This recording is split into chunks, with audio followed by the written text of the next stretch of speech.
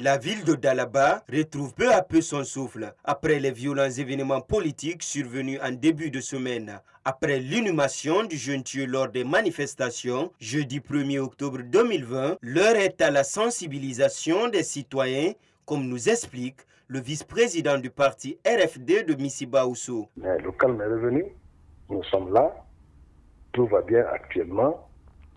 Ces jeunes qui ont passé l'agissement aujourd'hui sont dans le regret le plus profond. Et nous sommes en train actuellement de communiquer avec eux, de dialoguer pour que la paix puisse régner à Dalaba. Parce qu'il n'y a pas de quoi s'effeurer à cause des campagnes présidentielles ou des votes. Chacun a ses droits, il faut respecter les droits des gens.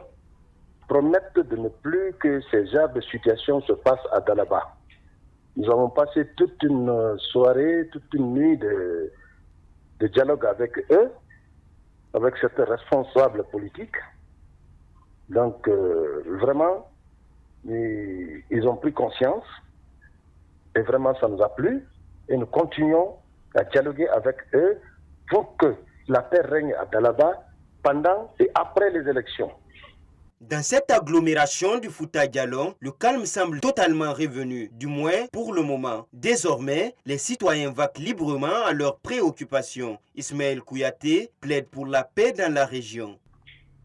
Il faudrait que la moyenne Guinée comprenne une seule chose. Ils sont guinéens comme les autres. Que les autres comprennent qu'ils sont guinéens comme les habitants de la moyenne Guinée. Donc, rien ne vaut que la paix. C'est la paix qui peut tout faire pour l'homme dans sa vie. Sans paix, il n'y a rien. Nous sommes tous de la même famille. Aujourd'hui, si vous rentrez en Moyenne-Guinée, ce n'est pas seulement le peuple. Vous trouverez toute la Guinée en Moyenne-Guinée. C'est de les ramener à la raison, de se calmer. Les élections, c'est pour les politiciens. J'appellerai ici aussi les parents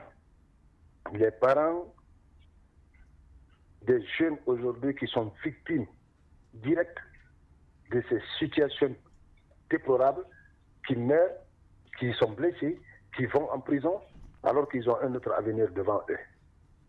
Qui s'attellent à leur avenir, qu'ils abandonnent la politique. La politique ne doit pas diviser la Guinée.